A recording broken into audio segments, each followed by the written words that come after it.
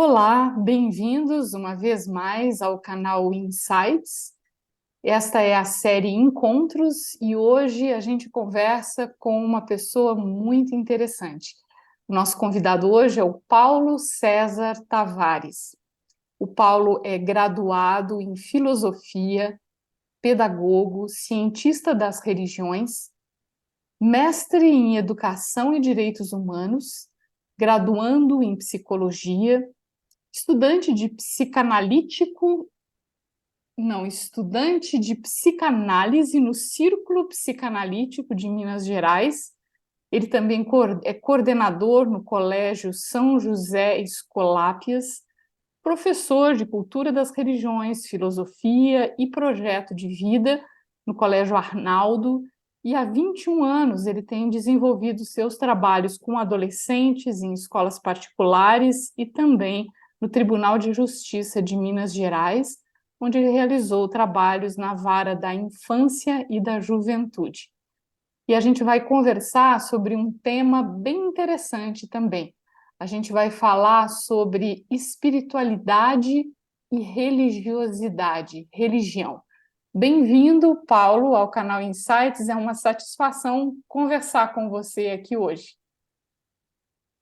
Patrícia, gratidão pelo convite e é muito bom a gente poder ter um canal onde conseguimos trazer discernimentos e tomada de consciência de temas tão preciosos para a humanidade.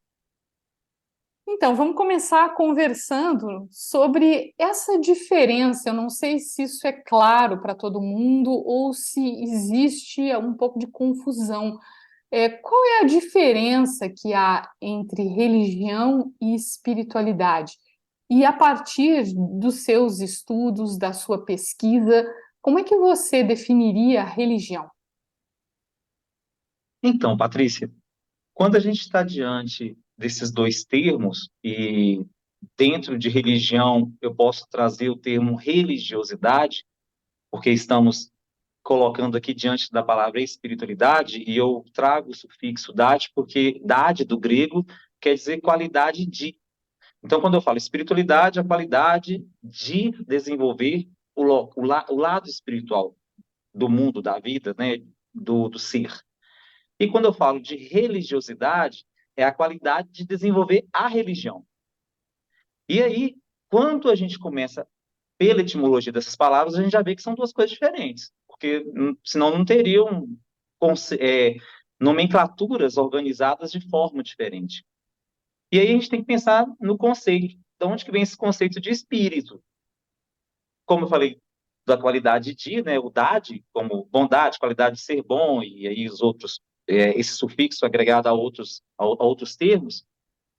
Quando eu falo de espírito do grego, eu me reporto à palavra pneuma. E pneuma quer dizer, do grego, sopro.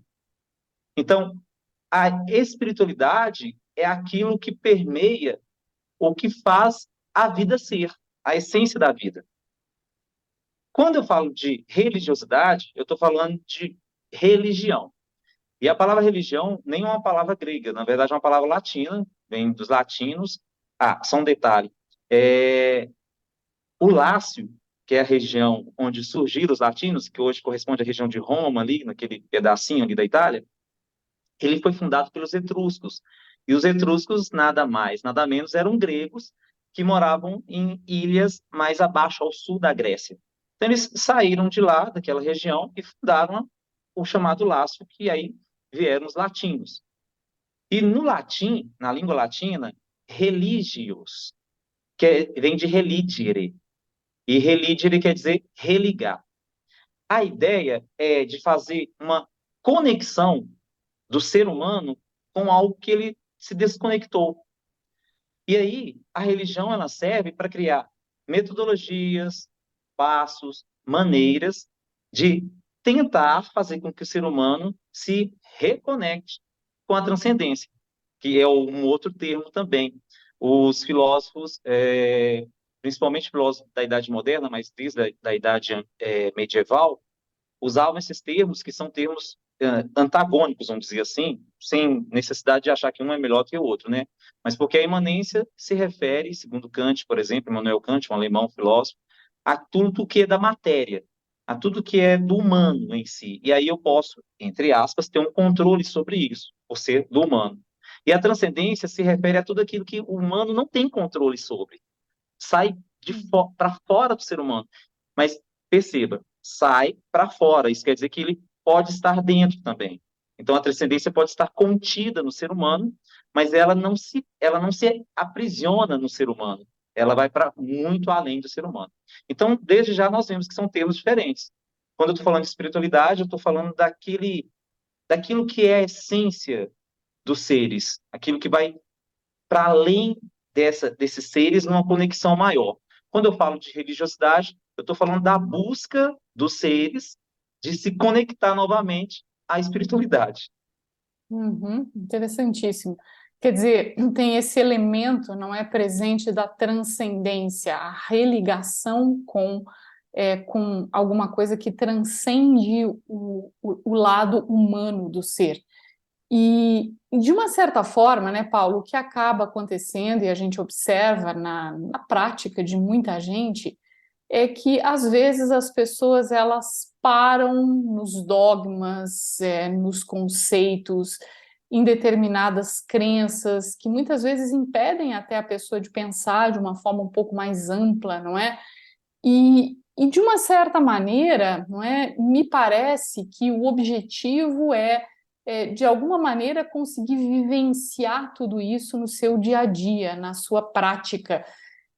Como é que você acha que seria possível aplicar todos esses ensinamentos religiosos no dia a dia, na prática? Então, Patrícia, a primeira coisa que a gente tem que ver aqui, que como a gente está deixando bem claro esses dois caminhos entre espiritualidade e, ao mesmo tempo, religiosidade, é importante entender que a espiritualidade, ela pode perpassar as religiosidades. Mas as religiosidades, elas não absorvem totalmente a espiritualidade. Então, primeiro, é preciso que, nesse caminho da religiosidade, dos dogmas, dos axiomas, que são verdades postas como impossíveis de serem combatidas ou de serem duvidadas, né, trazer alguma dúvida para elas, ou mesmo de crenças, que aí tem uma outra diferença, porque uma coisa é fé, outra coisa é crença. Porque crença está num patamar de crendices, de superstição, e que é, não é a mesma coisa. E às vezes as pessoas fazem um pouco de confusão entre esses elementos. Mas também daria um outro momento para falar sobre isso. Mas a gente precisa perceber que, quando eu estou falando de religiosidade, estou falando de religiões. E as religiões, para se sustentarem, elas precisam de ter ritos e rituais. O rito são caminhos que existem dentro dos rituais trazidos pelas religiões para fazer essa reconexão com a transcendência, com a espiritualidade. Então, tem um filósofo, teólogo chamado Leonardo Boff, que ele diz uma coisa muito interessante. Quando ele falou isso, eu entendi essa diferenciação. Quando você está diante das religiões, as religiões são como se fossem frascos de formas diferentes, vasos que eu posso colocar na minha frente, que tem nuances, formas diferentes. A espiritualidade é como se fosse a água. E aí você pega essa água e coloca dentro de uma garrafa maior. E aí ela vai fazer a formatação da água através dessa garrafa. Mas se você pegar essa mesma água e colocar numa garrafa menor, ou transparente, ou com um modelo, um formato diferente, a água vai entrar, vai estar ali, mas você vai perceber que ela não vai se tornar a garrafa. Então, há uma tendência, por causa de fundamentalismos, de querer tentar colocar a espiritualidade nessas garrafas como se fossem, como se a espiritualidade fossem essas garrafas, mas ela não é e nunca vai ser as garrafas. Tanto que, às vezes, a mesma água que é colocada numa garrafa, por ela ser maior, vai conter mais água. Mas se eu passar para uma garrafa menor, vai derramar.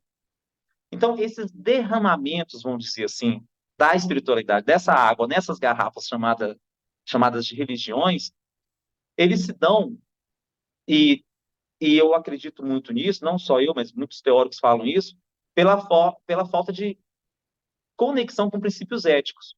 Então, o que pode fazer com que essas religiões não percam, e aí quando estou falando de religiões, estou falando de pessoas, de seres humanos que praticam os dogmas, né, os preceitos, os rituais, né, os ritos, não percam essa conexão genuína com a espiritualidade, primeiro ele tem que colocar no rótulo dessa garrafa o princípio ético.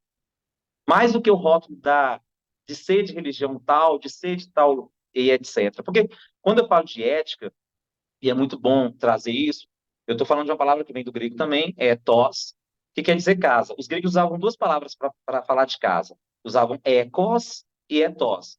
Ekos é para casa externa. E por isso essa palavra foi para ecologia, o estudo do ambiente externo. Ou então para a palavra economia, nomos, ordem, a ordem do ambiente, que pode se aplicar tanto no mundo financeiro, mas pode ser a ordem de uma casa, de um espaço físico, ou de uma cidade, ordenamento jurídico. Ou então, hoje a gente fala muito, através da psicanálise, da economia das emoções. Então, você pode criar uma ordem dessas emoções, que é essa casa e que ela vai perpassar para o lado de fora. Porque as nossas emoções, e principalmente quando a gente não tem essa ordem das emoções, a gente não consegue reger as emoções, e aí a gente cria espaços de reações. E essas reações, elas acontecem diante de outras pessoas, né? E aí, quando você pensa em ethos, você está pensando, segundo os gregos, na casa interna. E a casa interna é esse lugar de tomada de consciência da vida.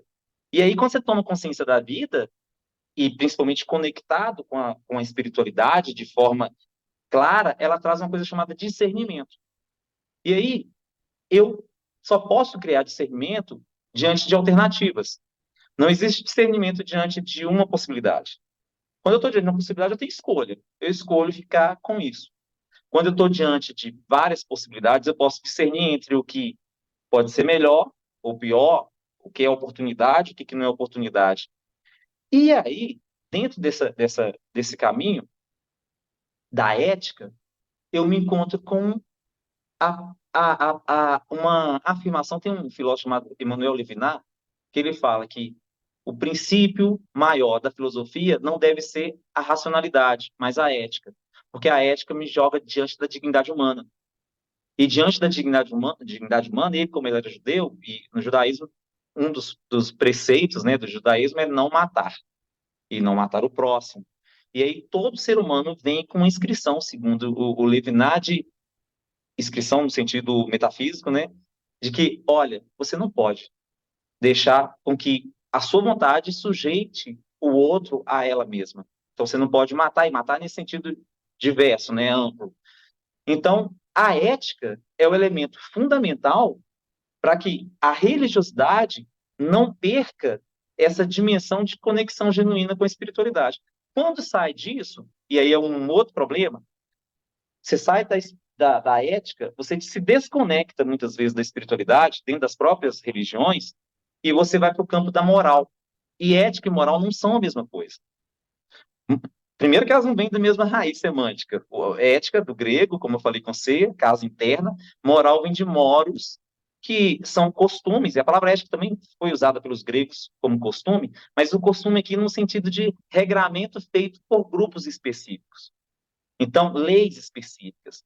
Então, a moral, quando você vai para o lado da moral, você pode não sujeitar essa religião à espiritualidade, porque ela vai entrar em um campo delimitado, um campo que só aqueles que aceitam, que pertencem, de pertencimento, ou que concordam com um certo agir, é que vão realmente, segundo esse lugar, estar em conexão, por exemplo, com a transcendência.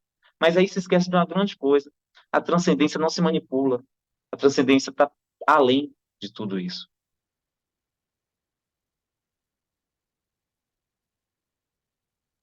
Estava mudo aqui. A gente pode dizer, então, nesse sentido, né, Paulo, que a espiritualidade seria o conteúdo, a essência, e que a religiosidade seria uma espécie de um meio, e talvez os valores que compõem a ética seriam o veículo de expressão. não é? E quando não há isso, quer dizer, quando não há esses valores, quando não há a ética, como você disse, as religiões muitas vezes se valem da moral como um substituto num nível, não é, muito mais superficial, ou como você mesmo disse, quer dizer, com um objetivo completamente diferente. E eu acho que daí é que vem também a resposta, talvez, para a minha próxima pergunta, não é? Porque a gente vê, e isso não é de hoje, não é? Que no mundo existem tantas guerras e tantos conflitos e tanta separação em nome da religião. E talvez, né, a razão para isso esteja justamente nessa imposição da moral. O que que você acha disso? É, quando a gente está diante dessa questão que você traz, né, dos conflitos bélicos, e além de conflitos bélicos que são é, fundamentados, estabelecidos, né, embasados pelas questões das religiões, a gente percebe que aí não se levou em questão o princípio básico ético, que é o princípio da vida. Porque se esse princípio tivesse totalmente discernido, eu não teria que. Eu ia saber que o meu posicionamento de pegar uma arma e invadir o outro ou matar o outro é um princípio que está inválido, está invalidado. Aliás, não é um princípio, é uma ação que está invalidada. É, a grande questão aí, quando se usa a religião para esse lugar, que aí não é só um lugar das invasões bélicas, mas do preconceito e das diversas formas de discriminação, né, do ser humano, um com o outro, das sociedades, é porque realmente não é o princípio ético, mas é o princípio moral. Princípio aqui eu não estou falando só como, eu estou falando princípio como fundamento, né? Então é Uhum, fundamento moral. A prova disso é que está se baseando aí em tradições e costumes. E aí a tradição nossa, dentro da nossa religiosidade, dizia que esse pedaço aqui foi um pedaço que foi dado por Deus, e vocês invadiram esse pedaço em um determinado momento, e nós voltamos aqui como pessoas designadas por essa moral e não por essa ética, porque senão não teriam criado essa possibilidade de ir ao outro e tirar a vida do outro. Então, por esse princípio moral, tá vendo? Que é um costume que foi engendrado, que foi construído historicamente dentro de um grupo, esse grupo vai e tira a vida do outro. Então, perceba que isso não é espiritualidade. Isso é pautar a religião e a religiosidade para interesses pessoais. E quando eu falo pessoais, interesses grupais também, né? Interesses de, de locais, de pessoas, de é, étnicos e etc. uhum, sim. Eu acho interessante, né? Não sei se você poderia esclarecer para a gente, já que você tem uma didática tão clara, né? Você, enfim, a gente consegue entender coisas que são tão complexas. Como é que você diferencia, ou diferencia não, porque eu acho que a diferença é clara para todo mundo, mas como é que você definiria valores e princípios éticos? Uhum. Então, é outra confusão que a gente construiu, né? De valores e princípios éticos seria a mesma coisa. Princípio é aquilo que sem ele eu não consigo caminhar, viver. Os valores, eles embasam, eles dão a roupagem para os princípios.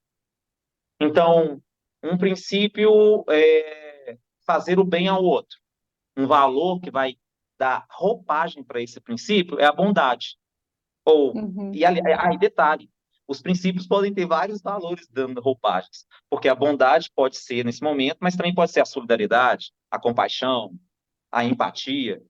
Então, perceba que o princípio não são os valores, mas quem mostra o princípio, quem revela o princípio para as relações, são os valores. Agora, essa discussão de valores é outra questão também, que como eu falei, os princípios podem ser princípios éticos e princípios morais. Se as uhum, roupagens dos princípios são os valores, eu vou também ter valores éticos e valores morais. E aí, o que vai fazer essa diferenciação é perceber da onde. o que fundamenta isso? Quando eu falo em um valor moral, eu estou falando de um valor de um determinado grupo, de uma determinada religião, que é o nosso tema aqui, de uma determinada sociedade. Quando eu falo em si, um valor ético, eu estou falando um valor que ele vai para além desse determinado grupo. Ó, vejamos um, por exemplo, amor, ou a capacidade de amorosidade, ou a própria amorosidade, e aí posso chamar amor também de compaixão, ou a caridade. Ah, vou pegar a caridade que ela sintetiza melhor. Que a palavra caritas, caridade vem cari, caritas, que do latim quer dizer amor, esse amor ao outro, esse reconhecimento do outro, e aí precisa de empatia, tá vendo que uma coisa liga a outra. Quando você vai fazer um estudo comparado das religiões, você vai percebendo que e a caridade ela está presente em todos. Você vai no espiritismo kardecista, tem caridade. Você vai no cristianismo e nas suas diversas formas do cristianismo, que é o catolicismo, a igreja ortodoxa, os evangélicos, protestantes, a caridade aparece ali. Você vai, por exemplo, nos Vedas, você encontra relações com a caridade e você vê que os hindus estão muito envoltos nessa questão da caridade quando pensam em fazer algo pelo próximo e de não deixar o outro sofrer, ou de fome, ou de frio, ou de alguma coisa assim.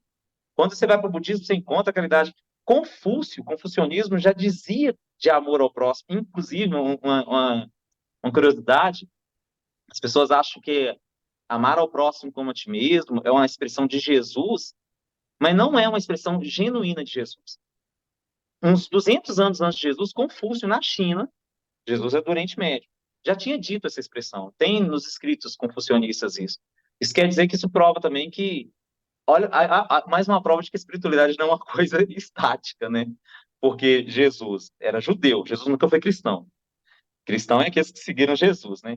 Jesus, como um judeu, em algum momento bebeu de alguma fonte que falava sobre isso. Uhum. E tem até estudos que dizem que Jesus, dos 12 aos 33 anos, que é a época que não tem relatos bíblicos sobre ele, deveria estar por regiões, por exemplo, do Vale do Rio Indo, porque era um costume do grupo de Jesus, que eram vários grupos ali de judeus, e o grupo de Jesus era um grupo que fazia muita meditação, que praticava um movimento mais ascético com relação à busca da espiritualidade, e eles tinham esse movimento de fazerem retiros fora daquela região em busca de outros povos. E um desses povos era o pessoal do Vale do Rio Indo, que deu origem à palavra Índia, hinduísmo, etc. Então, olha como que a espiritualidade ela não está presa. E quando a Uhum. gente consegue fazer conexão com a espiritualidade realmente e faz esse relidere, essa religação, e eu posso chamar isso de reconexão, me reconecto, eu consigo perceber isso. E aí eu saio dessa capa de julgamentos, de prepotência, e prepotência que muitas vezes elas estão pautadas nos discursos fundamentalistas. Uhum. Então, você está dizendo aí que esses valores, eles são a roupagem no sentido de que esses princípios, eles se expressam através dos valores. E nesse caso, a gente poderia dizer que os valores éticos, ou até, por que não dizer, não é, valores ou qualidades espirituais, elas também são a sustentação dos princípios? Sim, Porque claro, tem que haver uma sustentação para esses princípios, não é? Seriam os valores? sim, seriam os valores. Seria, na verdade, os valores no sentido simplesmente de tema teórico, não, mas no sentido de prática. Esses valores colocados em prática por nós humanos, por exemplo, é que criam a possibilidade de sustentação. Porque Uhum, aí para você vivenciar um valor, você tem que ir em busca do princípio. uhum, E à medida que você está tomando dessa fonte do princípio, você está sustentando essa, essa possibilidade de criar hábitos, atitudes, pensamentos em você que te coloca nessa qualidade espiritual. Veja que qualidade espiritual tem tudo a ver. Lembra que eu falei que o DAD, qualidade de, uhum, está totalmente ligado a princípios éticos. uhum. A coisa é um pouco cíclica, né? A gente vai e volta, mas é É, porque é é, um óbvio, não tá tão óbvio assim. é porque dentro da filosofia do Raja Yoga, na qual eu tive a oportunidade de me aprofundar bastante nos últimos anos, existe essa ideia de que a alma, o espírito, não é, a essência do ser, ela contém uma série de qualidades básicas, digamos assim. E aí eu estava pensando nessas qualidades básicas, como o amor que você mencionou, a paz, a força, o poder espiritual, a própria pureza, enfim, a felicidade, o contentamento, esse estado de bem-aventurança, essas qualidades básicas do ser, como sendo a sustentação desses princípios éticos que se expressam no mundo ou na sociedade através dos valores. Seria mais ou menos esse caminho, não é? Pelo menos, enfim, buscando aí essa referência na filosofia do Raja Yoga. Eu vejo que nem é mais ou menos, é esse o caminho, é esse o caminho. Uhum, Independente da filosofia, né, que a gente possa trazer aqui, é, você vê que sem os valores e sem a prática dos valores, você não consegue sustentar essa conexão com os princípios éticos, né? E é interessante perceber a palavra sustentar, porque ela precisa, quando você pensa em sustentar, o que sustenta uma árvore em pé? Tem as raízes ali. E as raízes estão conectadas com a terra. E quanto uhum, mais profundas essas raízes, ela consegue tirar da terra alimentos ou suprimentos ou nutrientes que fazem com que a árvore fique sustentada, em pé. E aí, dessa sustentação que vão surgir os galhos, ou dependendo da árvore, vai ter os frutos e etc. E essa árvore se tornar lugar de apoio para outros seres. Ninho para passarinhos, sombra para alguém que está procurando a sombra, ou para um animal, etc., que está no pasto. Então, vê uhum. que eu, a, a, os princípios éticos, eles vão sustentando e corroborando para que a espiritualidade ela venha a acontecer na vida humana a partir dessa conexão. E eu acho que, eu acho não, acho que tá claro, né? A nossa É, colocação é que às vezes a gente vai e volta, mas é isso não, mesmo, a não, gente mas não. é bem interessante, porque na realidade o que, que a gente entende dessa conversa é que se a sua prática ela não for autêntica, você cai na moralidade, né? Quer dizer, Exato. se não há autenticidade na sua prática religiosa, digamos assim, você vai nesse viés da moralidade. Então é realmente muito interessante. Paulo, eu estava pensando que eu acho que para todo ser humano, não é? Quer dizer, um dos objetivos da vida é ser feliz. E a gente entende que a felicidade, ela está intimamente relacionada com um estado de plenitude, com a expressão plena do seu espírito, do seu ser. Qual é a importância e a relevância da prática religiosa, aqui no caso, para essa experiência de plenitude na existência humana, na sua opinião? Na minha opinião, aí a gente tem que tomar um certo cuidado, porque a gente tem que voltar no conceito dessa diferenciação entre religiosidade e espiritualidade. Porque eu posso ter uma prática religiosa que realmente me sustente na espiritualidade, e aí na autenticidade da espiritualidade. E aí, lembrando a palavra autênticos, você vê que é auto com U, no caso, aí você pensa nessa palavra para automóvel, que se move por si mesmo, autoestima, que é a estima que está dentro de si mesmo, que você tem por você mesmo, etc., que não é a palavra com L, né, de altura. Uhum.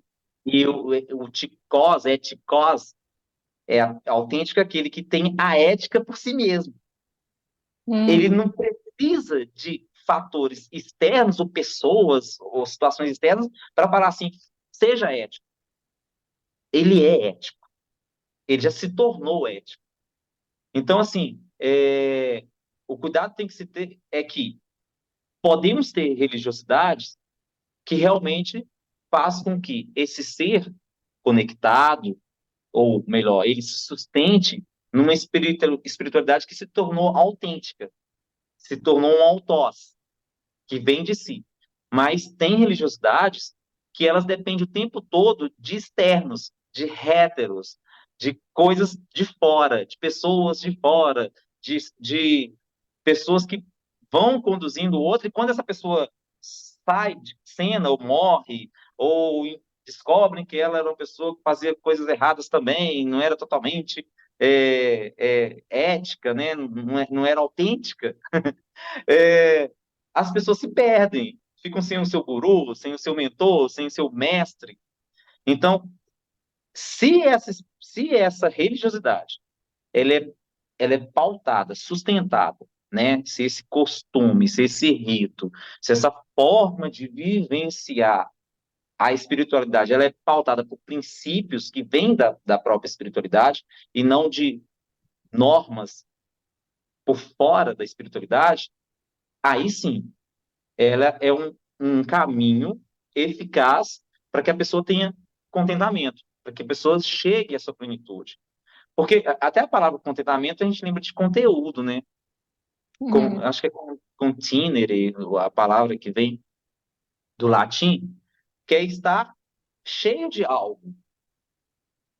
Mas volta no autêntico. É cheio de algo, mas é de que não é um algo, como é que eu posso falar? Dominado, mandado, é, que alguém fala assim, você tem que fazer, porque se você não fizer, você não vai conseguir ser feliz, ou não vai ter a salvação, ou não vai ter alguma coisa assim.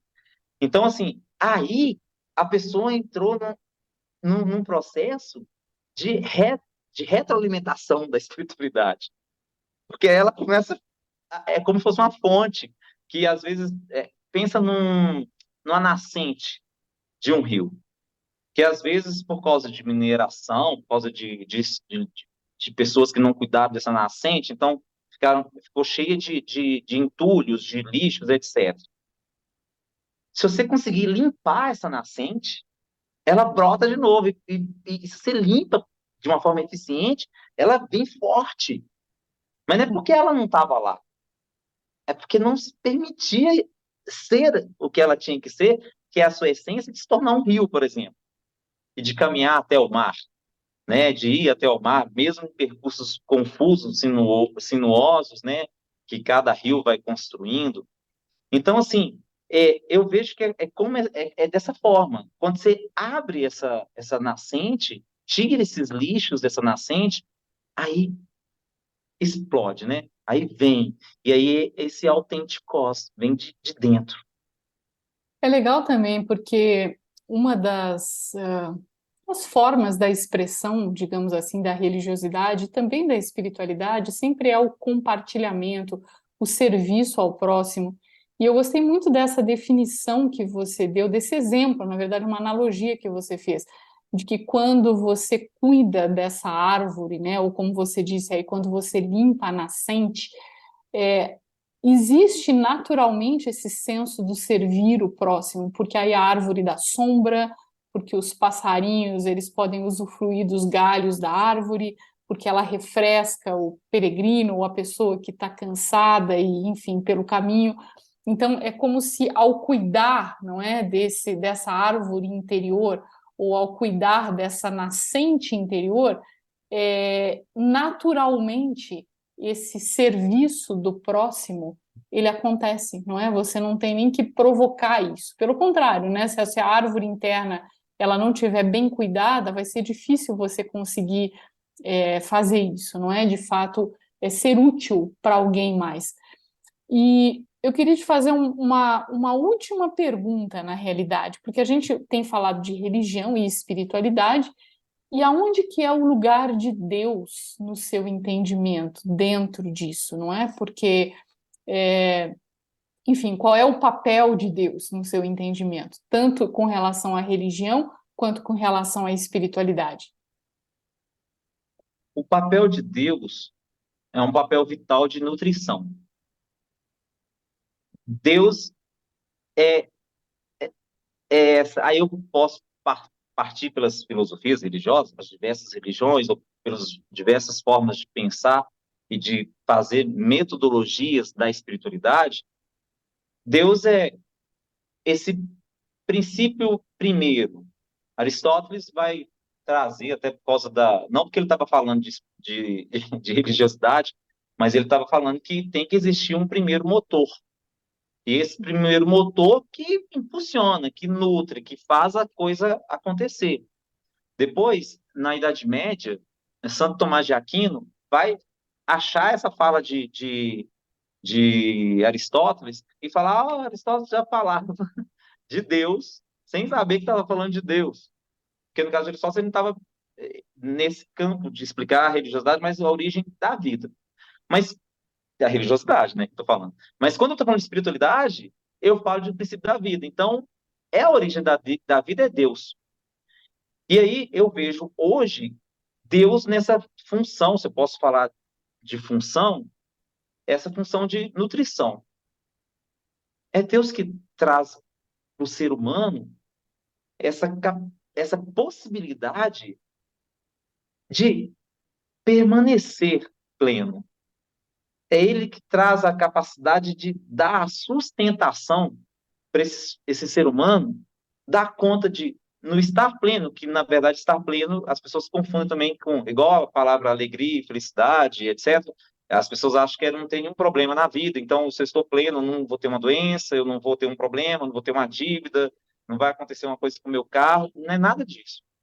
Estar pleno é estar em um processo de consciência do próprio ser que se percebe conectado com quem nutre a vida, com quem gera a vida. E por isso, essa consciência faz com que eu possa, igual eu falei lá no início, com que eu possa, por exemplo, diante de uma coisa mais simples, comportamental, diante das minhas reações, eu começar a produzir ações e não mais reações, porque as reações estão no campo do inconsciente, da emoção, simplesmente de uma emoção que sai sem saber de onde que ela sai, de por que ela de como ela saiu e até onde ela pode ir.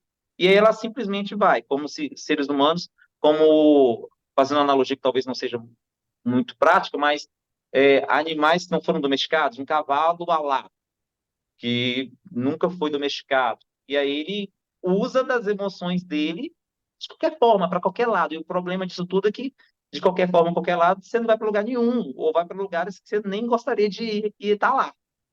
Quando você cria essa, essa possibilidade de estar conectado a Deus, você cria a possibilidade de se nutrir, de se alimentar bem.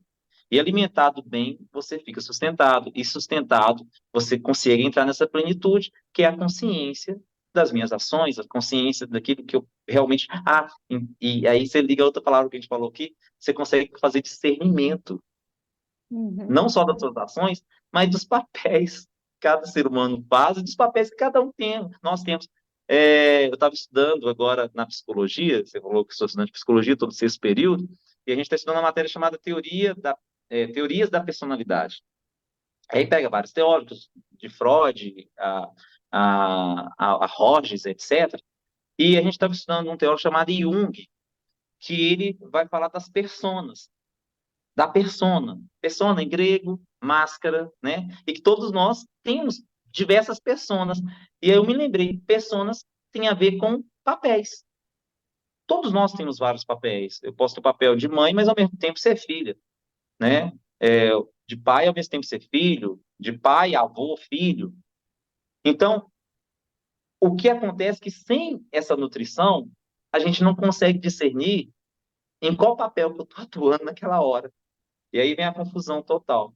Então, Uhum. Deus é o nutridor, é a nutrição. Uhum. E eu acredito, não é, que as pessoas que estão nos assistindo talvez tenham ficado com esse questionamento, porque você mencionou isso no princípio. Eu pelo menos fiquei, não é?